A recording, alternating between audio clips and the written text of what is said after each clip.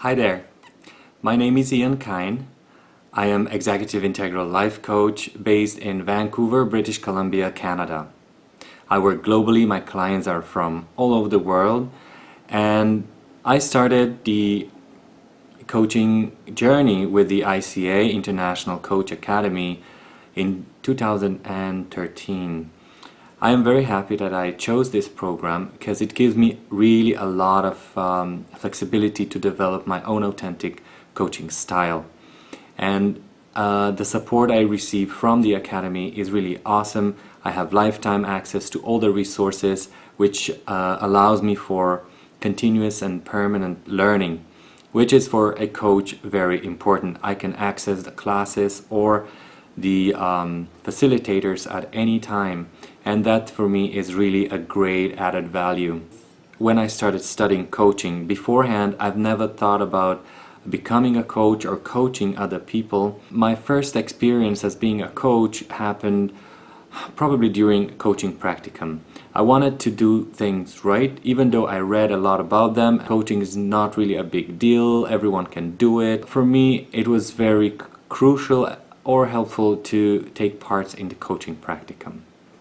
Also coaching workshops and the classes. Our class facilitators are amazing coaches that are running classes in sort of a coaching session, which is really great. So there are places or spaces to learn coaching within the Academy almost at every corner. So I started my coaching journey within the coaching practicum, which was the first I just observed. I think what happened was I observed the first class, and then the second class I already volunteered to become a client, and the third class I already volunteered to coach. Sometimes it was difficult to get in as a coach because so many people wanted to coach, which was great. And I could observe so many different classmates with amazing coaching styles, which was great encouragement for me to develop my own. And as soon as I had a feel how this coaching process really works, I developed my own style, my own coaching model, and that's coaching model is AIDA. Yes, it's after the operetta AIDA, and the acronym stands for acknowledge, intent, design, and accomplish. My learnings as being a coach was deepening the core competences, integrating them better, and also the code of ethics and code of conduct that is inherited from the International Coaching Federation. And I think that the Academy does really a great job because this is at the core of every session. This is something that we take account of at every coaching session, also every class is something about the core competencies or code of ethics, and that's truly remarkable and also very helpful to integrate them into our coaching practice. I worked as a diplomatic representative for 8 years in Brussels within the European communities, and that was a very interesting job that took me into different places very high in the European politics, and also working with ministers, working with director generals, working with the presidents of various countries. It was a very dynamic and very interesting job, and diplomacy actually acquires and needs coaching skills. The biggest difference is that as a diplomat you always carry your own agenda with you, and of course when you talk to another person, representative from another country, you usually carry that agenda and try to put forward your agenda first, try to see where it fits in their world, their map of the world, and then of course you try to fit it in. So coaching is rather different, and I deepened that knowledge that the coach come into the coaching process without his own agenda, and that's very important, and that's really a added value to the client, because the client then is the star of the process. Everything comes from the client, and the coach is just an active listener, curious listener, asking powerful questions to elicit really down to the deepest levels whatever needs to be elicited out from the client in order that client become aware of things, or that the client gain the awareness to shift their awareness.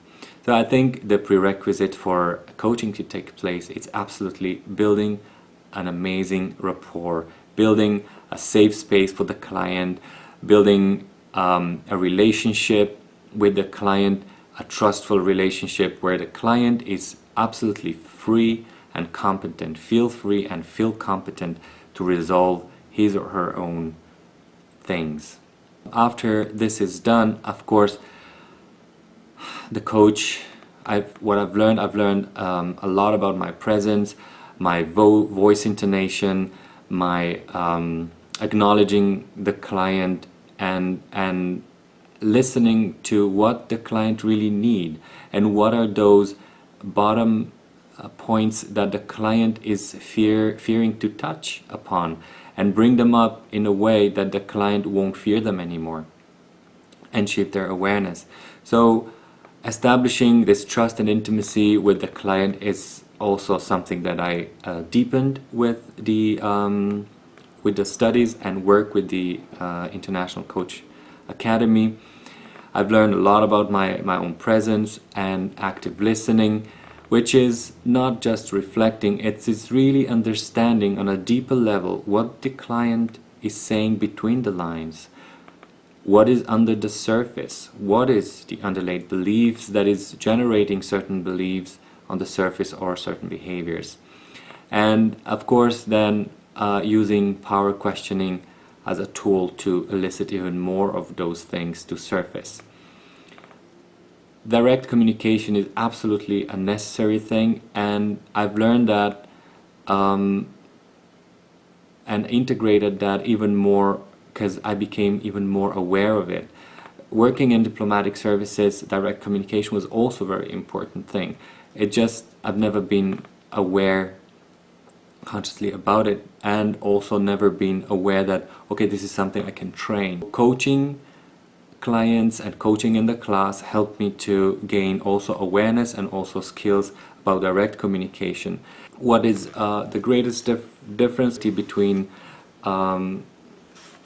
coaching and diplomacy is always designing a plan at the end, because coaching doesn't happen, as many people say, if there's no action that follows that brings the client at least a step closer to where the client wants to be.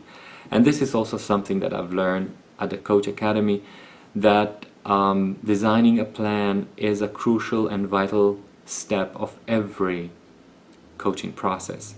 Sometimes this means doing nothing if the client is already doing way too many things, and sometimes is to creating a frame, some steps that the client can take home with and work on between the sessions, and then that this will bring him or her at least one step closer to the desired goal, or to where the client really want to be. It also assisted me to be more conscious of the entire process, to observe the process, how the process flows, and to assess, okay, have we touched, all of the things that have arisen? Have we completely addressed what the client came in with and want as a resolve or the intent of the session? And also, of course, to receive a valuable feedback. This was, for instance, in diplomacy, sometimes you were just guessing and observing whether the other party have the appropriate feedback, giving the appropriate feedback, that the ideas have been planted and are growing. Well, in coaching, it's important just to ask about the takeaways, about the learnings, and also the commitments that the client is willing to take, so that we are really clear on where we are at and where we are going, and what are the necessary steps. So these were really an interesting learning that helped to manage the entire coaching process much better. And of course, also what I've learned as a coach, how important is the accountability of the client. That's why I usually ask at the end of the process, how do you want me to hold you accountable, or how are you going to hold yourself accountable? Which I prefer even more, because it's the client's responsibility to hold themselves accountable and their success, so that I keep myself completely out of it, emotionally, physically, and in whatever way. And that is also one of the important learnings, not to take the coaching session or the success of the coaching session or the progress of the client personally. Thank you for watching. My name is Kain. I am Executive Integral Life Coach in Vancouver, British Columbia, Canada.